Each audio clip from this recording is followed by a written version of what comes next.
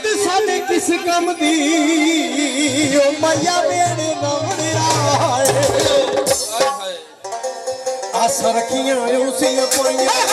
दे विच रखियां मिठाइयां आस रखियां उसियां पाइयां दे विच रखियां मिठाइयां मैनू आखण तूने आउणा मैनू आखण तूने आउणा कुड़ी करन माहौल ईद ते आ जावे ना मिठे जान दी ईद ते आ